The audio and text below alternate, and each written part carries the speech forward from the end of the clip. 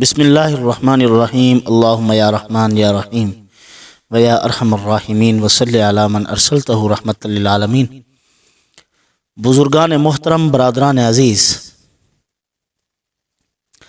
ہم جو یہ آج کل آپ کے سامنے کچھ وظائف آپ کی خیر خواہی کے لیے دے رہے ہیں، یہ صرف ہم نے یہی سوچا ہے کہ ہمارے مسلمان بھائی جتنے پریشان ہیں ان کی الجھنیں، پریشانیاں اور مصائب دور ہو جائیں۔ کچھ تو ایسے معمولات ہیں جو ہم نے اپنے تجربات کی دنیا میں دیکھا ہے، کچھ ایسے معمولات ہیں جو تیر بہدف ہے، اور اگر وہ تیر نشان پر نہ لگے گا تو پھر ہم وہ بیان نہیں کریں گے آپ کے سامنے۔ تو ایسے یقینی وظائف ہیں، تو ہمارے بزرگوں نے جو معمولات لکھے ہیں ہم نے ان کو بار بار دیکھا ہے۔ اللہ کے فضل و کرم سے ویسے تو قرآن پاک میں یقیناً اثر ہے۔ سوال پیدا نہیں کہ اگر ہم قرآن مجید کی تلاوت کریں، آیات بینات کا ورد کریں اور اس پر اثرات مرتب نہ ہوں، یہ ہو ہی نہیں سکتا۔ نتائج تو مرتب ہوتے ہی ہوتے ہیں، باقی یہ تو ہوتا ہے کبھی تاخیر ہو جاتی ہے، اثرات تو پڑ جاتے ہیں اسی وقت، ظاہر ہونے میں کچھ وقت صرف ہوتا ہے، کچھ مسائل ہوتے ہیں، وہ اللہ ہی جانے اس کی کیا حکمتیں ہیں۔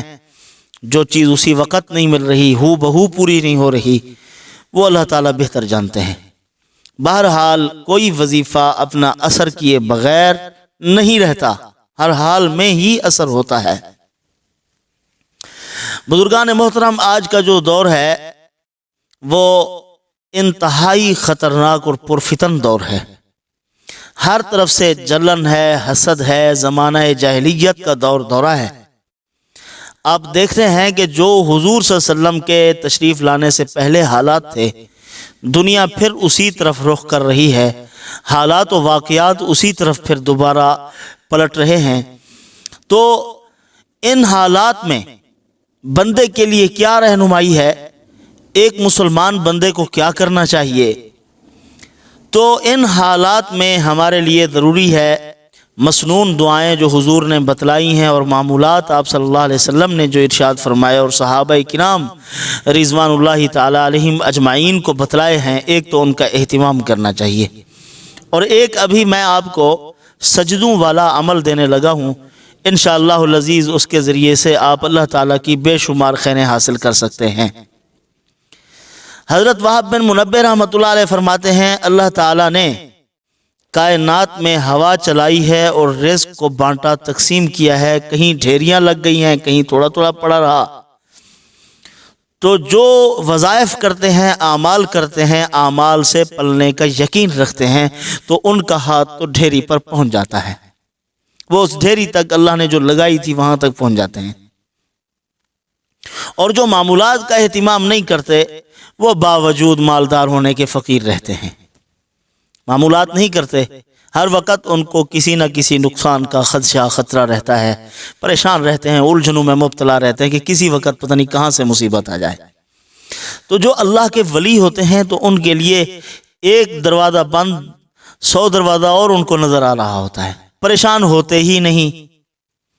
تو بہرحال آپ صلی اللہ علیہ وسلم نے کم وقت میں چھوٹے چھوٹے معمولات ارشاد فرمائے ہیں، تسبیحات مرحمت فرمائی ہیں، اور آپ کو معلوم ہے اللہ تعالیٰ نے جتنی اپنے محبوب کو عطا فرمایا ہے اتنی کسی نبی کو اللہ نے عطا نہیں فرمایا، اور خود فرمایا ہے کہ یہ مخلوق پر، مجھے اپنی مخلوق پر ایک رحمت کا بہانہ ہے محمد مصطفیٰ، میں بہانہ کیا ہے میں نے کہ کس طرح رحمت کروں، تو میں نے اپنے محبوب کو بھیج دیا ہے کہ اس طریقے سے اپنی دکھی مخلوق کو راستہ مرحمت کر دوں اور ان کو بچا لوں اپنے عذاب سے۔ حضرت جویریہ رضی اللہ تعالی عنہ بہت زیادہ معمولات کیا کرتی تھی، قبیلہ بنو المصطلق کی تھی۔ جب یہ آپ صلی اللہ علیہ وسلم کے نکاح میں آئی، حضور نے ان کو آزاد فرمایا، پھر حضور نے ان کے ساتھ نکاح کیا۔ تو حضرت عائشہ صدیقہ رضی اللہ تعالی عنہ فرماتی ہیں کہ اللہ تعالیٰ نے کتنی خیر رکھی، کتنی برکت والی عورت ہے حضرت جویریہ رضی اللہ تعالی عنہ، کہ سوکن ہیں، لیکن دیکھیے کہ وہ کس قدر محبت کا اظہار فرما رہی ہیں، کس قدر خیر و برکت والی عورت ہے حضرت جویریہ رضی اللہ تعالی عنہا، کہ اللہ تعالیٰ نے اس کی برکت سے بہت سے اس کے قبیلے کے مردوں اور عورتوں کو آزاد کروایا ہے۔ تو جب یہ حضرت جویریہ رضی اللہ تعالی عنہا کو حضور نے ان کو آزاد کیا، پھر ان کے ساتھ نکاح فرمایا، تو اس احترام میں صحابہ کرام نے تقریباً ان کے قبیلے کے 100 غلام اور 100 غلام اور باندیوں کو آزاد فرمایا، کہ حضور صلی اللہ علیہ وسلم کا ان کے ساتھ رشتہ ازدواج ہو چکا ہے، حضرت جویریہ کے ساتھ نکاح ہو گیا ہے۔ اب ہمیں شرم آتی ہے کہ حضور صلی اللہ علیہ وسلم کے وہ سسرال ہوں اور ان کے خاندان کے لوگوں کو ہم غلام بنائے رکھیں، ان کی قوم کے لوگوں کو، تو انہوں نے آزاد کر دیا۔ تو بہرحال جو بات میں بتلانے لگا ہوں، ایک مرتبہ حضور صلی اللہ علیہ وسلم صبح کے وقت میں مسجد کی طرف جا رہے تھے، چاش تک آپ صلی اللہ علیہ وسلم نے وقت مسجد میں گزارا۔ جب واپس آ رہے تھے تو دیکھا کہ حضرت جویریہ رضی اللہ تعالی عنہا اس وقت بھی عبادت میں بیٹھی ہوئی تھی جب جا رہے تھے، اور جب واپس تشریف لائے تو دیکھا حضرت جویریہ رضی اللہ تعالی عنہ پھر بھی عبادت میں بیٹھی ہوئی ہیں۔ فرمایا کہ جویریہ اتنی عبادت اسی وقت سے تسبیح کر رہی ہو؟ تو حضرت جویریہ رضی اللہ تعالی عنہ نے فرمایا یا رسول اللہ، ہاں اسی وقت میں تسبیح میں مصروف ہوں، اللہ تعالیٰ کی حمد و ثنا کر رہی ہوں۔ حضور نے فرمایا میں کچھ کلمات آپ کو ایسے بتاتا ہوں کہ آپ اگر صبح کو پڑھ لیں گی تو شام تک اللہ پاک ثواب عطا فرمائیں گے عبادت کا، تسبیح کا۔ سبحان اللہ وبحمدہ عدد خلقہ ورضا نفسہ وزنۃ عرشہ ومداد کلماتہ۔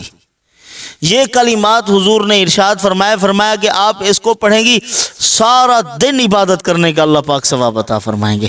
ہیں مختصر کلمات لیکن ثواب اس قدر ہے۔ یہ بات بتلانا اصل میں آپ کو مقصود ہے کہ چھوٹے چھوٹے کلمات اللہ پاک نے حضور کی زبانی ارشاد فرمائے، اللہ پاک نے ان کو اس قدر رحمتوں، خیروں، اور جس طرح ہم فروٹ وغیرہ، پھل فروٹ یا ادویات وغیرہ یہ استعمال کرتے رہتے ہیں تو ان میں لکھا ہوا ہوتا ہے کہ غذائیت سے بھرپور، اللہ کی رحمت سے بھرپور اعمال حضور نے ہمیں مرحمت فرمائے ہیں۔ اگر ہم ان کو کرنے لگ جائیں تو دنیا کی کوئی مشکل نہیں رہ سکتی، کوئی مصیبت نہیں رہ سکتی۔ اگر آئیں گی بھی مصائب تو پھر وہ مصائب نہیں ہوں گے، بلکہ ان کے اندر بھی مسلمان کو ایک لطف محسوس ہوگا، کوئی مصیبت نہیں رہے گی، ٹینشنیں، پریشانیاں، الجھنیں ساری کی ساری ختم ہو جائیں گی۔ 2 عمل بتلانے لگا ہوں جو سجدوں کے متعلق ہیں، آپ ان کو کریں گے تو اللہ تعالیٰ اپنے فضل و کرم سے، اپنی رحمت سے، ان اعمال و معمولات کی برکت سے وعدہ فرماتے ہیں کہ جو چیز مانگو گے عطا کروں گا۔ آیات سجدہ ہیں، قرآن مجید میں 14 سجدے ہیں، ان آیات سجدہ کی تلاوت کرو، ایک آیت پڑھو سجدہ کرو، دوسری آیت پڑھو سجدہ کرو، اس طرح 14 آیات ہیں، 14 سجدہ تلاوت ہیں۔ وہ کرنے کے بعد علماء نے لکھا ہے، اعمال قرآنی میں بھی یہ بات لکھی ہوئی ہے، اور بہت سے اکابرین کا مجرب بھی ہے، تجربہ ہے ان کا، تو جو بھی اس طرح ان کو پڑھے گا اللہ تعالیٰ جو حاجت و ضرورت بھی مانگے گا اللہ تعالیٰ پوری فرمائیں گے۔ اور اسی طرح یہ جو سورۃ الضحیٰ ہے، یاد رکھیے جس موقع پر جو صورتیں اللہ نے نازل فرمائی ہیں، اللہ تعالیٰ نے ان صورتوں کے ساتھ جو موقع تھے ان کے ساتھ منسلک، ان موقعوں کی جو حالات تھے اللہ تعالیٰ نے وہ اثرات اس میں ضرور رکھے ہیں۔ حضور صلی اللہ علیہ وسلم کو اس وقت تھوڑی سی پریشانی ہوئی جب آپ صلی اللہ علیہ وسلم کی چچی نے حضور کو تانا دیا کہ آپ کو فرشتے چھوڑ گئے ہیں، جبرائیل علیہ السلام چھوڑ گئے ہیں، اب وحی کا سلسلہ منقطع ہو گیا ہے۔ اس نے جو تانے دیے حضور کو تکلیف ہوئی بہت زیادہ۔ اللہ تعالیٰ نے اس پریشانی اور ڈپریشن کو دور کرنے کے لیے سورۃ الضحیٰ کو نازل فرمایا ہے۔ اب وہی سورۃ الضحیٰ ہم پڑھتے ہیں نماز میں، پہلے سورۃ الضحیٰ پڑھیں اور پھر الم نشرح لک صدرک پڑھیں، اور پھر اس کے بعد آپ سجدہ کریں، ایسا سجدہ کہ اس کے اندر آپ وَلَسَوْفَ يُعْطِيكَ رَبُّكَ فَتَرْضَىٰ کو 7 مرتبہ پڑھ لیں یا 11 مرتبہ طاق عدد میں پڑھنا ہے، جتنی آپ کو فرصت ہے۔ 7 مرتبہ پڑھیں، 11 مرتبہ پڑھیں، 15 مرتبہ پڑھیں، 17 مرتبہ پڑھیں، یا اس کو آپ 21 مرتبہ پڑھ لیں۔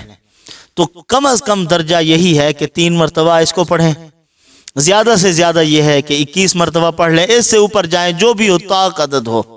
طاق عدد میں اس کا اہتمام کیجئے، پھر اللہ تعالیٰ سے دعا فرمائیں۔ اللہ تعالیٰ فرماتے ہیں وَلَسَوْفَ يُعْطِيكَ رَبُّكَ فَتَرْضَىٰ، اے محبوب میں آپ کو اتنی عطا کروں گا کہ آپ خوش ہو جائیں گے۔ آپ کو بھی اللہ پاک اتنی ہی عطا فرمائیں گے کہ آپ راضی ہو جائیں گے، خوش ہو جائیں گے، آپ کی پریشانیاں دور ہو جائیں گی۔